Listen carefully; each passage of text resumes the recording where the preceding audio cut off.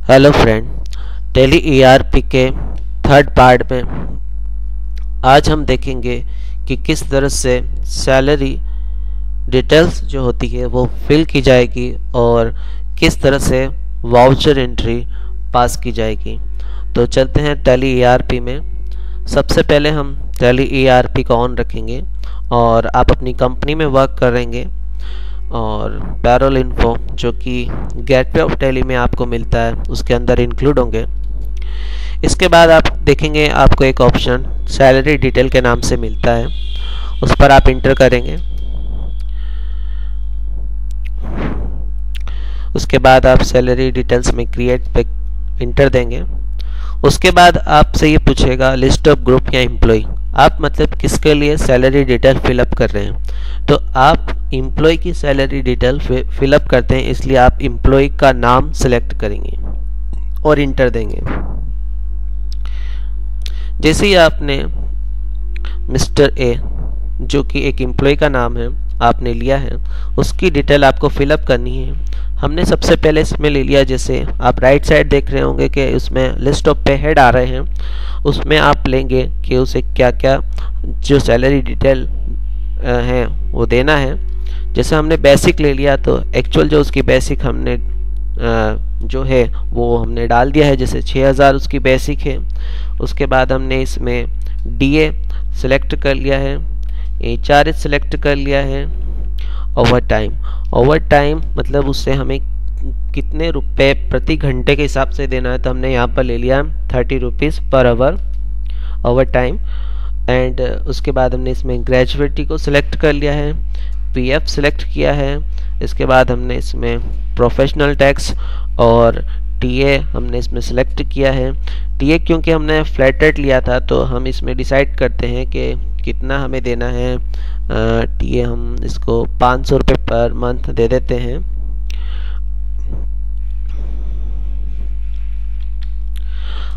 ठीक है, इस तरह से ये जो सारे पे हेड है वो हम सेलेक्ट कर लेते हैं और एंड ऑफ लिस्ट करेंगे। याद रखिए पे हेड कंपनी क्या पे कर रही है उसके हिसाब से ही लीजिएगा। ऐसा नहीं कि कोई पे हेड किसी वर्कर के लिए यूज़ नहीं हो रहा है और आप उसे सिलेक्ट कर लें। ठीक है, तो इस तरह से सिलेक्ट किया जाएगा end of list and accept. इसी तरह से हम नेक्स्ट के लिए भी इंफॉर्मेशन फिलअप कर सकते हैं। जैसे हमने ले लिया नेक्स्ट मिस्टर बी और इसकी भी हम सारी इंफॉर्मेशन फिलअप करेंगे। इसमें हम इसको एक काम करते हैं 8000 बेसिक जो है वो डाल देते हैं। उसके बाद में हमने इसमें डीए लिया है, ग्रेजुएटी एचआरएच सेलेक्ट किया है, ओवर टाइम भी हम इसमें डाल देते हैं 30 रुपीज़ पर आवर। उसके बाद में हमने पीएफ ले लिया है, प्रोफेशनल टैक्स और टीए हम इसमें इनको दे रहे हैं 700 पर मंथ। तो इस तरह से जो सैलरी डिटेल है फिलअप की जाती है और फिर एंड ऑफ लिस्ट। ये आपसे कुछ चीज़ें इसलिए नहीं पूछी उसने आपसे डीए या एचआरए, क्योंकि कुछ आपने जब पे हेड बनाए थे तो उसमें आपने कंप्यूस्ड वैल्यू लिया था, मतलब कंप्यूटर ऑटोमेटिक कैलकुलेट करेगा, कंप्यूटराइज। ठीक है, इसको एक्सेप्ट कराते हैं। इसके बाद आप एस्केप का यूज़ करते हुए बाहर आ जाएंगे। अब हमें जो नेक्स्ट काम करना है वो पैरोल इन्फो में वाउचर एंट्री में आगे सबसे पहले हमें एक एल्ट्रेशन मतलब एक वाउचर में थोड़ा सा परिवर्तन करना होता है। देखते हैं वो क्या है। वाउचर टाइप में आएंगे और इसमें हम क्रिएट नहीं करेंगे बल्कि एल्टर को सिलेक्ट करेंगे। एल्टर को सिलेक्ट करते ही हमें 3 ऑप्शन दिखेंगे, अटेंडेंस, पेमेंट एंड पैरोल। इसमें हम पैरोल को सिलेक्ट करेंगे। जैसे आप पैरोल को सिलेक्ट करेंगे payroll voucher type alteration window खुलेगी। इसमें आपको इंटर देते हुए नेम ऑफ क्लास पर पहुंचना है। ठीक है, और यहाँ पर आपको लिखना है स्टाफ सैलरी,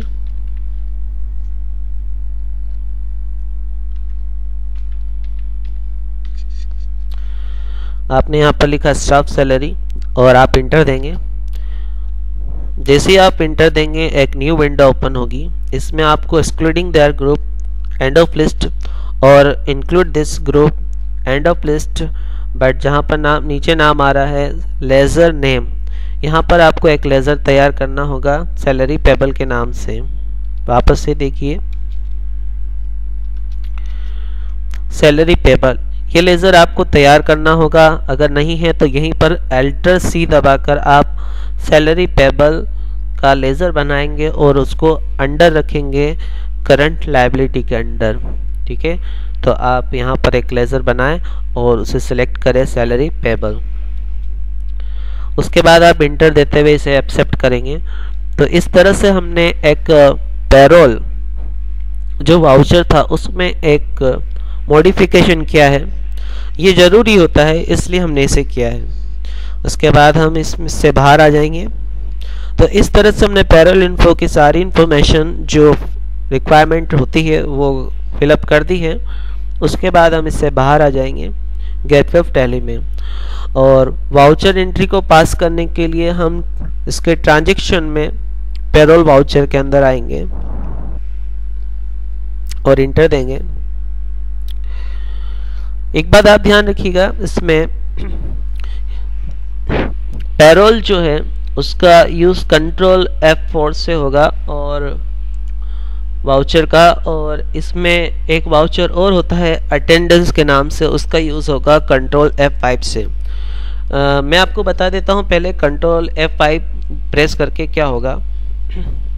आपके सामने एक अटेंडेंस वाउचर आया है।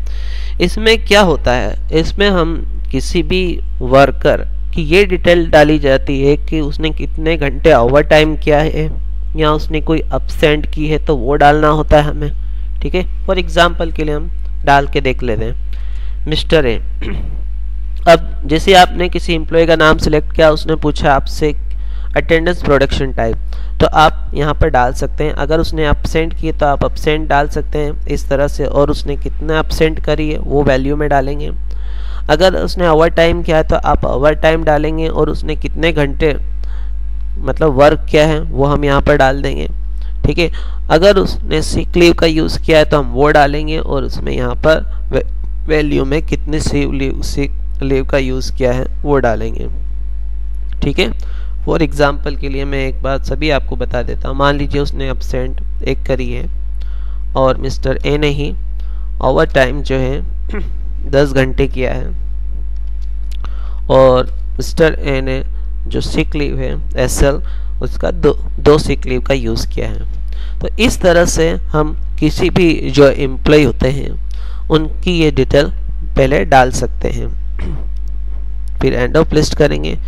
पर एक चीज़ का आप स्पेशली ध्यान दीजिएगा कि आप जो ये इंफॉर्मेशन डाल रहे हैं ये किस डेट को डाल रहे हैं, ये मोस्ट इम्पोर्टेंट है, क्योंकि आप जिस तारीख को डालेंगे याद रखिए ये उसी महीने में काउंट होगा। ठीक है, और उसके हिसाब से उसकी सैलरी पे उसका इफ़ेक्ट भी पड़ेगा। तो आप इस तरह से इंफॉर्मेशन डाल के उसे एक्सेप्ट करा सकते हैं।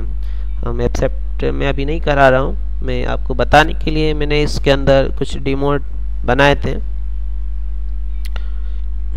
उसके बाद हम सबसे मेन जो है पेरोल वाउचर, इसके अंदर हम कंट्रोल F4 का यूज़ करते हैं।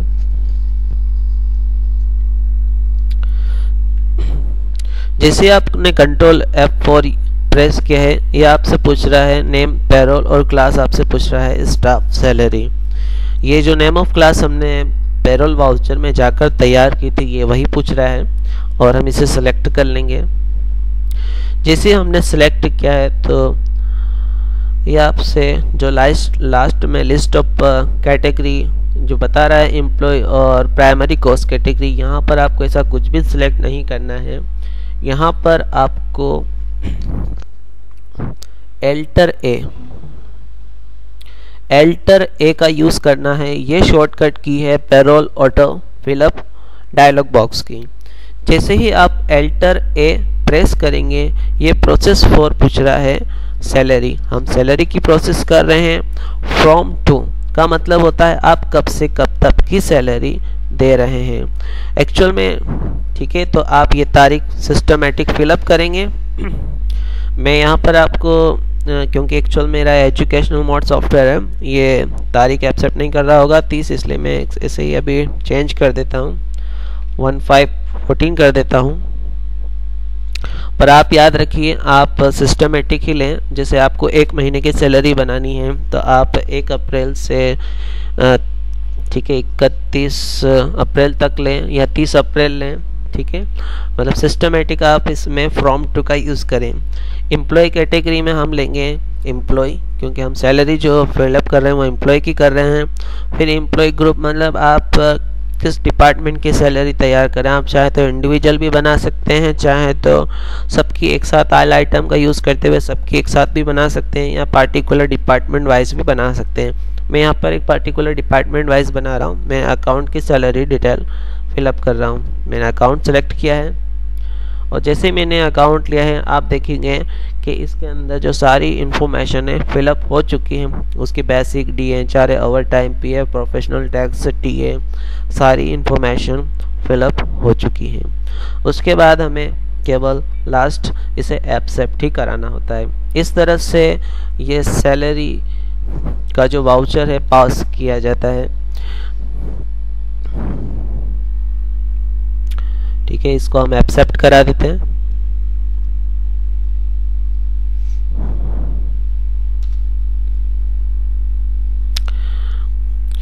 ये केवल सैलरी तैयार करना है, एक्चुअल सैलरी पे नहीं की गई है, केवल सैलरी तैयार की गई है। अगर कंपनी या संस्था सैलरी पेड कर देती है अपने एम्प्लॉय को तो उसके लिए हमें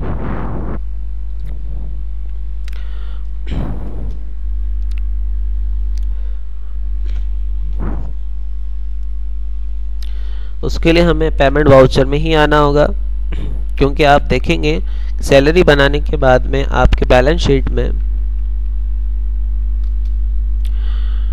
कि आपको एक लायबिलिटी बताई जा रही है 28,440। जैसे एक लायबिलिटी मतलब आपको पेमेंट करना है, क्योंकि आपने बनाई है एक्चुअल में, अभी आपने पेमेंट करानी है। तो पेमेंट अगर आपने किया है तो उसकी एंट्री जो होगी अकाउंटिंग वाउचर में करेंगे और हम पेमेंट वाउचर में आएंगे।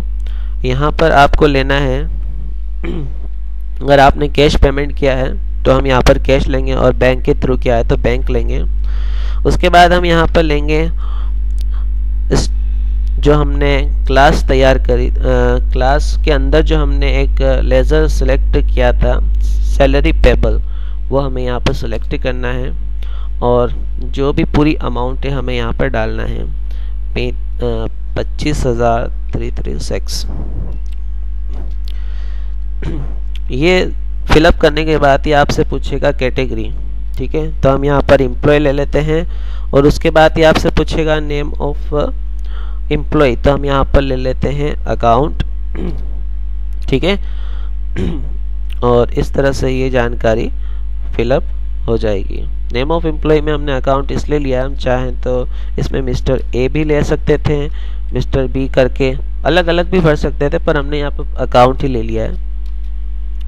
और उसके बाद हम यहाँ पर इसको एक्सेप्ट करा देते हैं। इस तरह से आपने पेमेंट का जो वाउचर है वो भी पास कर दिया है। ये तब पास करेंगे जब एक्चुअल पेमेंट हो चुका हो। उसके बाद आपको जो भी जो प्रिंट निकालना हो आपको, आप डिस्प्ले में जाके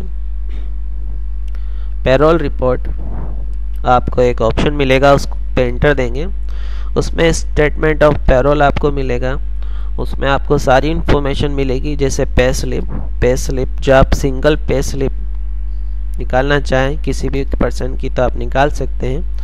जैसे आपने देखा मैंने मिस्टर ए को सिलेक्ट किया है, और आप चाहें इसकी प्रिंट निकालना चाहें तो आप अल्टर पी का यूज़ करके निकाल सकते हैं।